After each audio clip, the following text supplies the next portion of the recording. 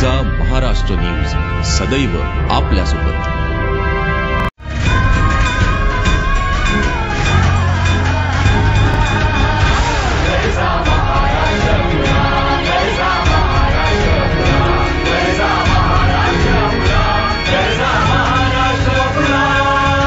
गर्जा Maharashtra news सदैव आपल्यासोबत।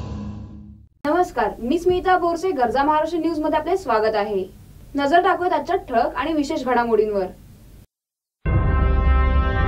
गर्जा Maharashtra news सदैव आपल्यासोबत।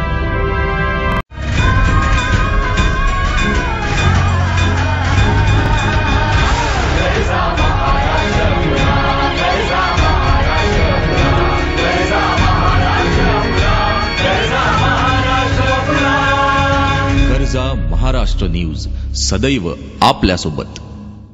कोकणवासींची एसी डबल डेकर गणेशोत्सवात सुरू होण्याची आशा व्यक्त होत आहे। लोकमान्य टिळक टर्मिनस ते करमाळीपर्यंत एसी डबल डेकर एक्सप्रेस सुरू होण्यातील अडथळे प्रामुख्याने दूर करण्यात आल्याचे वरिष्ठ रेल्वे अधिकाऱ्यांचे म्हणणे आहे।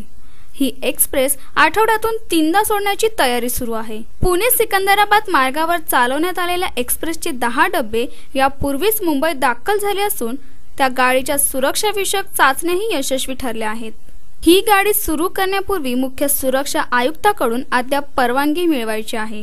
कोकण रेल्वेकडून यापूर्वी आयुक्तांशी पत्रव्यवहार करण्यात आला असून मध्य रेल्वेनेही सोमवारी याबाबतचे पत्र पाठवल्याचे सूत्रांचे म्हणणे आहे। रेल्वे बोर्डाने ही डबल डेकर एक्सप्रेस सुरू करण्याबाबत आग्रही भूमिका घेतली आहे। त्या दृष्टीने आवश्यक प्रक्रियाही पूर्ण झाली आहे।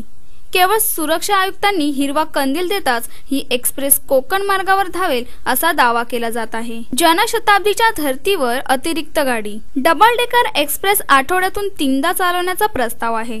उर्वरित 3 दिवसात जनशताब्दीच्या धर्तीवर आणखीन एक एक्सप्रेस सोडण्याचा मध्य रेल्वेकडून गांभीर्याने विचार सुरू आहे। गणेशोत्सवासाठी होणारी गर्दी लक्षात घेता आणखी जादा गाड्या सोडण्यासाठी प्रयत्न करण्यात येत असल्याचेही रेल्वे अधिकाऱ्यांनी स्पष्ट केले। गर्जा महाराष्ट्र न्यूज सदैव आपल्यासोबत।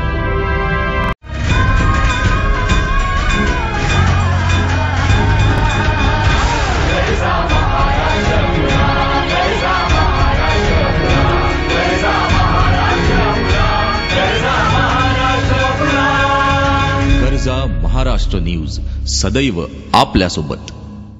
मुंबईत दिवसेंदिवस फेरीवाल्यांची संख्या वाढत आहे। मुंबई महापालिकेतर्फे घेण्यात आलेल्या सर्व्हेमध्ये मालाड व दहिसरमध्ये फेरीवाल्यांचा पूर असल्याचे समोर आले। मुंबई महापालिकेतर्फे सुरू असलेल्या सर्व्हेत मालाड दहिसरमध्ये फेरीवाल्यांचा पूर आल्याचा पाहणीत दिसून आला आहे। मुंबई हॉकर्स युनियनने सर्वेक्षणानंतर फेरीवाल्यांची दिलेली संख्या व पालिकेच्या संख्येत मोठा फरक दिसत आहे। दहिसरमध्ये फेरीवाल्यांची संख्या 1988 वरून 3259 वर पोहोचली असून मालाडमध्ये फेरीवाल्यांची संख्या 3749 वरून 8083 वर पोहोचली आहे। बोगस फेरीवाल्यांमुळे दादर परिसरातील सर्व्हेवरून वाद उठला तरी प्रत्यक्षात युनियनच्या सर्व्हेपेक्षा कमी अर्ज वितरित करण्यात आले। युनियनच्या सर्व्हेत दादरमध्ये 10,429 फेरीवाले होते, मात्र पालिकेने 9,692 फेरीवाल्यांना अर्ज दिले। तर कुर्ल्यामध्ये युनियनच्या सर्व्हेनुसार 7,250 फेरीवाले होते, मात्र या सर्व्हेत 5,689 फेरीवाल्यांच्या अर्जाचे वाटप झाले। उपनगरात लोकसंख्येबरोबरच फेरीवालेही वाढत असावेत असे पालिकेच्या परवाना विभागाचे म्हणणे आहे। मूळ फेरीवाल्यांपेक्षा भाडोत्री फेरीवाले वाढल्याने ही संख्या वाढल्याचे दिसत असल्याचे अधिकाऱ्यांनी सांगितले। गर्जा महाराष्ट्र न्यूज सदैव आपल्यासोबत।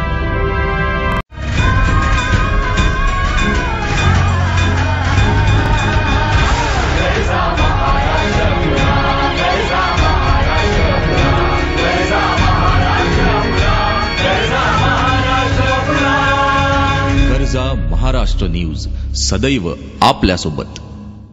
माळीण गावातील दुर्घटनेप्रमाणे लवासा शहरातही अशी दुर्घटना घडू शकेल अशी शंका मेधा पाटकर यांनी व्यक्त केली आहे। पुण्यातील आंबेगाव तालुक्यातील माळीण गावावर 30 जुलै रोजी डोंगरकडा कोसळला होता। या दुर्घटनेत 109 पेक्षाही अधिक जण ठार झाले आहेत। मेधा पाटकर यांनी सोमवारी दरड कोसळलेल्या माळीण गाव परिसराला भेट दिली। त्यावेळी त्यांनी लवासामध्येही मोठ्या प्रमाणावर वृक्षतोड करण्यात आली आहे, तसेच मोठा दगड फोडणे आणि खनन करण्यात आल्याचे त्या म्हणाल्या.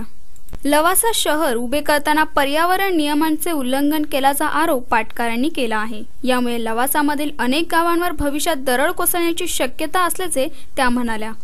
राज्यात पर्यटनाला चालना देण्यासाठी लवासासारखी आणखी 26 शहराची निर्माण करणाऱ्या राष्ट्रवादी काँग्रेसचे अध्यक्ष शरद पवार यांनी पाठिंबा दिला होता. या प्रकल्पांना पाटकर यांनी विरोध केला आहे. तसेच अशा शहरांना मंजुरी मिळू नये असेही त्या म्हणाल्या.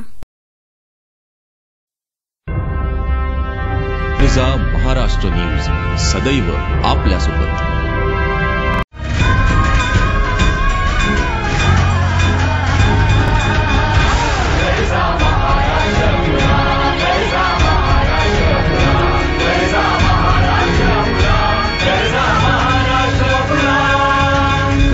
महाराष्ट्र न्यूज सदैव आपल्यासोबत. पारसकर प्रकरणातील सत्य नक्की काय आहे याचा खुलासा होईपर्यंत मॉडेलच्या वकिलाने माघार घेतली आहे. वकिलाने माघार घेतल्याने या केसला नवे वळण मिळाले आहे. वकील रिजवान सिद्दीकी यांनी या केसमधून माघार घेत त्या मॉडेलने वैयक्तिक द्वेषातून पारसकरांवर आरोप करत गुन्हा दाखल केला असल्याचे म्हटले आहे. संबंधित मॉडेलने सुरुवातीला या घटनेबद्दल अक्षरही काढले नव्हते. खूप उशिरा या प्रकरणाची माहिती दिली असे या वकिलाने सांगितले असून हा सर्व अट्टाहास प्रसिद्धीच्या झोता देण्यासाठी केल्याचेही स्पष्ट केले. या दरम्यान मॉडेलने या सर्व घटनांना इन्कार केला आहे. महाराष्ट्र न्यूज सदैव आपल्यासोबत.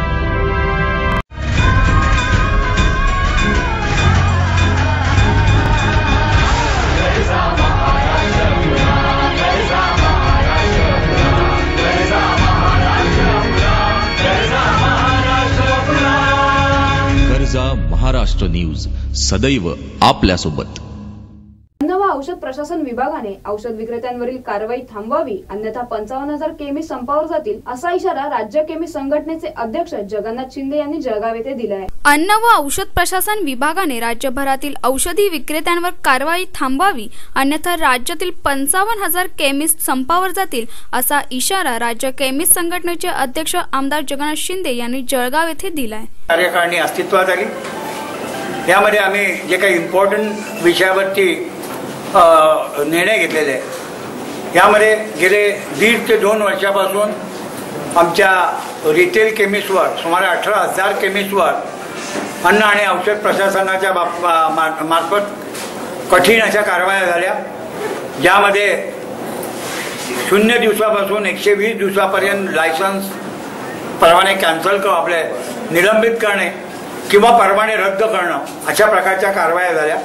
आणि आज आम्ही या सभेतून त्यांना इशारा दिलेला आहे की जर येत्या 8-10 दिवसामध्ये आमच्या या कारवायांच्या विरुद्ध जर सरकारने राज्य सरकारने याच्यावरती मार्ग काढला नाही तर कदाचित 16 ऑगस्ट नंतर किंवा 20 ऑगस्ट नंतर महाराष्ट्रातले 55,000 केमिस्ट बेमुदत संपावरती जातील.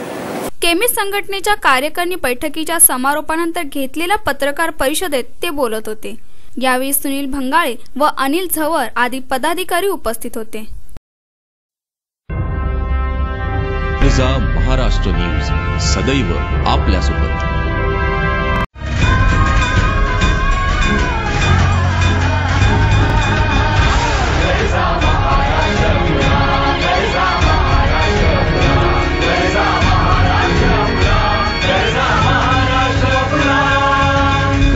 महाराष्ट्र न्यूज सदैव आपल्यासोबत. अंगणवाडी सेविकांच्या प्रश्नांवर तोडगा काढला जाईल. वेळ आलीच तर मुख्यमंत्री निधीतून अर्थसहाय्य मिळावे यासाठी प्रयत्न करेन असे आश्वासन महिला व बाल कल्याण मंत्री वर्षा गायकवाड यांनी दिले. अंगणवाडी सेविका आणि मदतनीस यांचे बरेच प्रश्न अजूनही मार्गी लागलेले नाहीत. या संदर्भात महाराष्ट्र राज्य अंगणवाडी कर्मचारी कृती समितीच्या शिष्टमंडळाने महिला व बाल कल्याण मंत्री वर्षा गायकवाड यांची भेट घेतली व आपल्या मागण्यांचे निवेदन सादर केले. अंगणवाडी सेविकांचे दर महिन्याचे मानधन वेळेवर मिळावे व हे मानधन राष्ट्रीयकृत बँकेमार्फत मिळावे. 1 एप्रिल 2014 पासून जाहीर केलेल्या मानधनवाढीच्या निर्णयाची अंमलबजावणी त्वरित व्हावी. त्याचप्रमाणे मिनी अंगणवाडी सेविकांना 1 जुलै 2014 पासून जाहीर केलेली मानधनवाढ थकबाकीसह लवकरात लवकर मिळावी हे निवेदनातील सर्वात महत्त्वाचे मुद्दे होते। याशिवाय अंगणवाडी सेविका व मदतनीसांना सेवा समाप्ती लाभाविषयीचा शासकीय आदेश 2008 पासून लागू करण्यात यावा। त्यांनी पूर्ण केलेल्या सेवेसाठी मासिक मानधनाच्या 75% रक्कम देण्यात यावी। अंगणवाडी सेविकांना सेवा समाप्ती लाभ दिल्यानंतरच सेवा मुक्त करण्यात यावे। 1 महिन्याच्या मानधना एवढी भाऊबीज भेट देण्यात यावी। या सेविकांना दरवर्षी 21 दिवसांची आजारपणाची पगारी रजा मंजूर करावी। त्यांच्या वारसदारांना अनुकंपा तत्वावर नोकरी मिळावी। अंगणवाडीसाठी लागणारे सामान केंद्रात पोच करण्यात यावे। अंगणवाडी केंद्राला देण्यात येणाऱ्या रकमेमधून कोणताही प्रशासकीय खर्च करण्यात येऊ नये अशा विविध मागण्या या शिष्टमंडळाने सादर केल्या। अंगणवाडी सेविकांचे प्रश्न लवकरात लवकर सुटावेत यासाठी आम्ही आधीही प्रयत्न केले होते व आताही आमचे प्रयत्न सुरूच आहेत। अंगणवाडी सेविकांच्या समस्याबाबतचा प्रस्ताव केंद्राकडे सादर केला जाईल। हा प्रश्न सोडवण्यासाठी मुख्यमंत्र्यांकडून निश्चित सहकार्य मिळेल असा विश्वास महिला व बाल कल्याण मंत्री वर्षा गायकवाड यांनी यावेळी व्यक्त केला। महाराष्ट्र न्यूज सदैव आपल्यासोबत।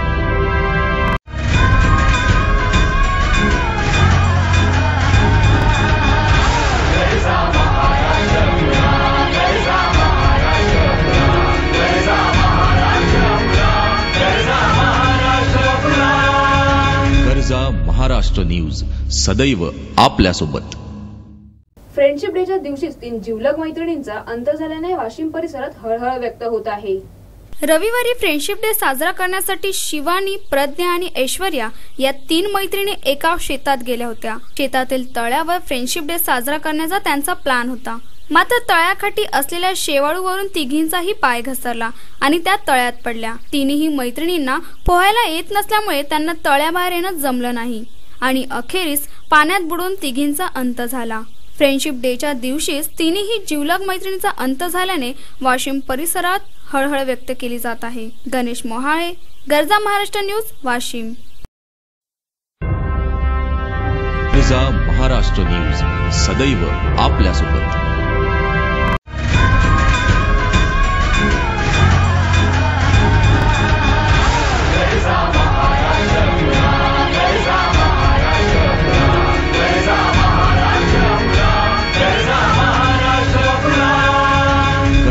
महाराष्ट्र न्यूज सदैव आपल्यासोबत।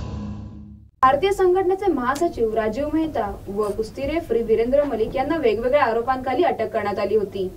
मात्र कोणत्याही प्रकारचे पुरावे नसल्याने त्यांची निर्दोष मुक्तता करण्यात आली आहे। राजीव मेहता यांना दारू पिऊन गाडी चालवण्याच्या प्रकरणी तर मलिक यांना विनयभंग प्रकरणी अटक करण्यात आली होती। ही घटना भारतीय पथकास लाजिरवाणी करण्यासारखी होती। म्हणून स्पर्धेच्या शेवटच्या दिवशी या दोन्ही अधिकाऱ्यांचा क्रीडांगणामध्ये समावेश नव्हता। परंतु आता या दोन्ही अधिकाऱ्यांना निर्दोष ठरवल्यामुळे भारतीय पथकाने सुटकेचा निश्वास सोडला आहे। उत्तर प्रदेश ऑलिम्पिक संघटनेचे सचिव आनंदेश्वर पांडे यांनी सांगितलं की प्राथमिक चौकशीनंतर दोघांची सुटका करण्यात आली आहे।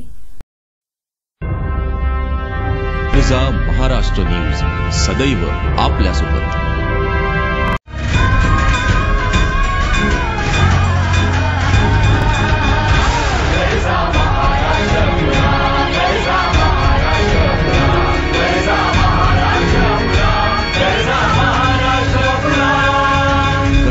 महाराष्ट्र न्यूज सदैव आपल्यासोबत। भाजपचे नेते वरुण गांधी यांनी उत्तर प्रदेशचे मुख्यमंत्री व्हावे अशी इच्छा केंद्रीय महिला व बाल कल्याण मंत्री मेनका गांधी यांनी व्यक्त केली आहे।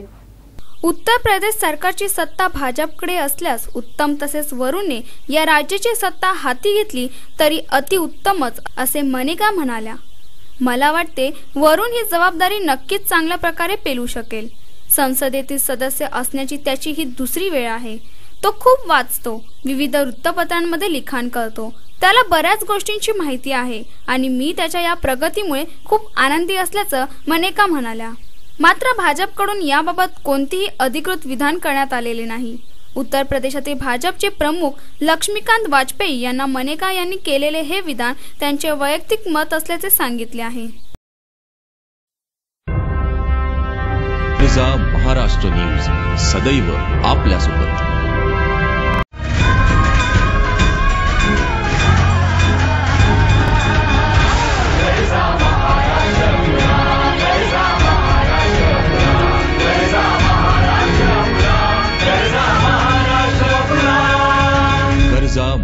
महाराष्ट्र न्यूज सदैव आपल्यासोबत. जुलै महिन्यापासून सुरू झालेल्या मुसळधार पावसाने मुंबईकरांचे संकट आता दूर झाले आहे. मुंबई शहराला पाणी पुरवठा करणारी धरणे भरून वाहू लागल्याने मुंबईकरांची चिंता मिटली आहे.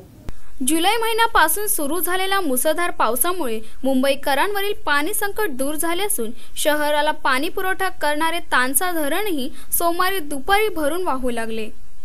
मोडक सागर, तुळशी ही अन्य धरणेही भरून वाहत असून विहार आणि अप्पर वैतरणा केव्हाही ओव्हरफ्लो होण्याच्या स्थितीत असल्याने मुंबईकरांची चिंता मिटली आहे. तानसाच्या 38 स्वयंचलित गेटपैकी 13 गेट सोमवारी उघडली आहेत. त्यातून सेकंदाला 14,000 क्युसेक्स पाण्याचा विसर्ग होऊ लागल्याने शहापूर तालुक्यातील तानसा, मोहिली, नेवरे, टहारपूर, भावसा, अघई, वावेघर आणि डिंबे या 8 गावांना सतर्कतेचा इशारा देण्यात आला आहे. तानसा धरण गेल्या वर्षी 14 जुलैला भरून वाहू लागले होते. त्यासाठी 1560 मिलीमीटर पाऊस झाला होता. तर यंदा सोमवारी दुपारपर्यंत 1592 मिलीमीटर पाऊस झाल्यानंतर तानसा धरणाचे 13 गेट उघडले आहेत. ठाणे, नवी मुंबई, मीरा भाईंदर, अंबरनाथ, बदलापूर, उल्हासनगर आणि कल्याण डोंबिवली या शहरांसह औद्योगिक वसाहतीलाही पाणी पुरवठा करणारे बदलापूर येथील बारवी धरण सोमवारी दुपारी 3च्या सुमारास पूर्ण क्षमतेने भरले. त्यामुळे ठाणे जिल्ह्यावरील पाणी कपातीचे संकट तुर्तास टळले आहे.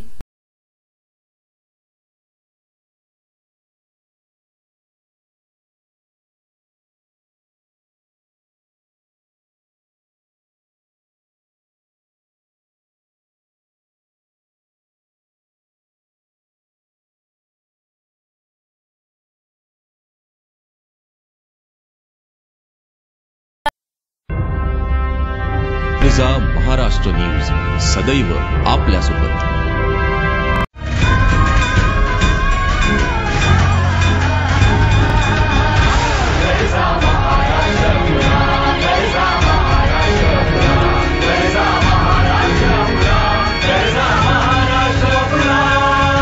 कर्जा महाराष्ट्र न्यूज सदैव आपल्यासोबत. इस्रायल हमास संघर्षात आतापर्यंत 1804 जणांचा बळी गेलाय. इस्रायलच्या इतक्या शर्तीने गाझापट्टीवर जो तांडव चालू आहे त्यामागे महासत्ता अमेरिका असल्याचे म्हटले जात आहे. इस्रायल हमासमध्ये सध्या चालू असलेला संघर्ष जगभरात चर्चेला जात आहे. त्यास 8 जुलैपासून सुरुवात झाली. कारण होते 3 इस्रायल तरुणांची हत्या. मागील आठवड्यात माध्यमांमध्ये शस्त्रसंधीच्या बातम्या आल्या, पण काही तास उलटताच पुन्हा युद्ध सुरू झाले.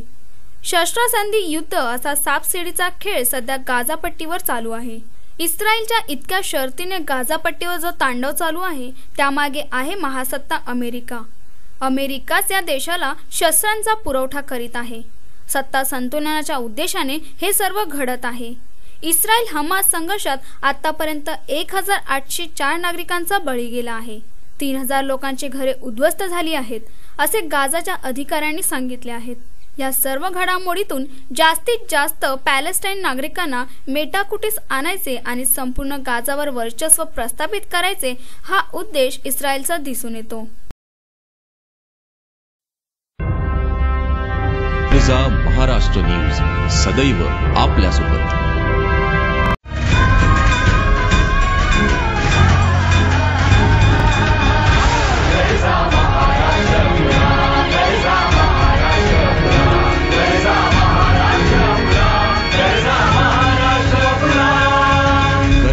महाराष्ट्र न्यूज सदैव आपल्यासोबत. भारतश्री तसेच शरीरयष्टीमुळे बॉडी बिल्डिंगच्या अनेक स्पर्धा गाजवणाऱ्या सुहास खामकरला 50,000 रुपयांची लाच घेताना पकडण्यात आले. पेदाळ दंड आणि मजबूत शरीरयष्टीमुळे बॉडी बिल्डिंगच्या अनेक स्पर्धा गाजवणाऱ्या सुहास खामकरने आपल्या नावलौकिकाला काळीमा फासला आहे. ज्या खेळाच्या जोरावर सुहासने सरकारी नोकरी मिळवली होती त्या नोकरीशीच गद्दारी करण्याचा प्रकार या बॉडी बिल्डरने केल्याचं समोर आलं आहे. कारण पनवेलमध्ये नायब तहसीलदार म्हणून कार्यरत असणाऱ्या सुहास खामकरने तब्बल 50,000ची लाच घेतल्याचा आरोप आहे. रायगड अँटी करप्शनने सुहासला लाच घेताना रंगेहात पकडला आहे. सुहासने 7/12 उतार्यावर नाव चढवण्यासाठी लाच मागितल्याची तक्रार होती. त्यावरून अँटी करप्शनने सापळा रचून सुहासला आणि त्यांच्या लाचखोर साथीदारांना रंगेहात पकडला आहे. कर्जा महाराष्ट्र न्यूज सदैव आपल्यासोबत.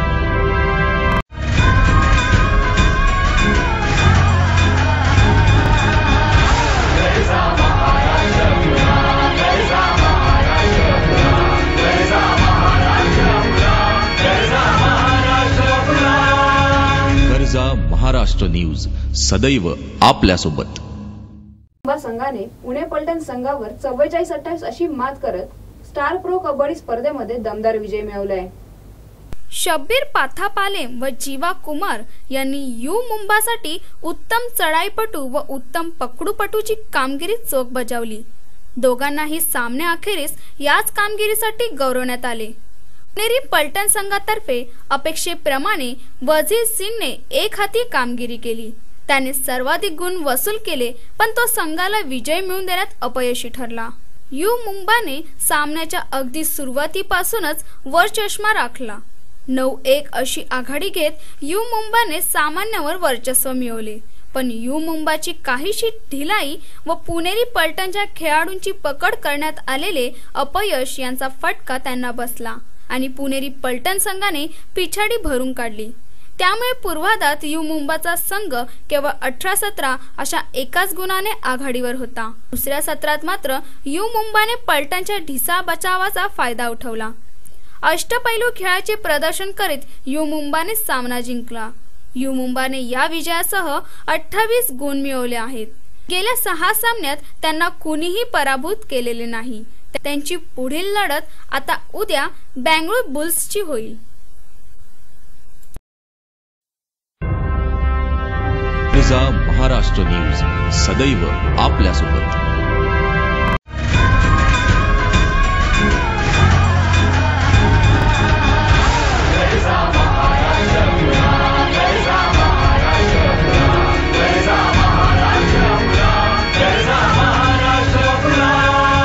कर्जा महाराष्ट्र न्यूज सदैव आपल्यासोबत.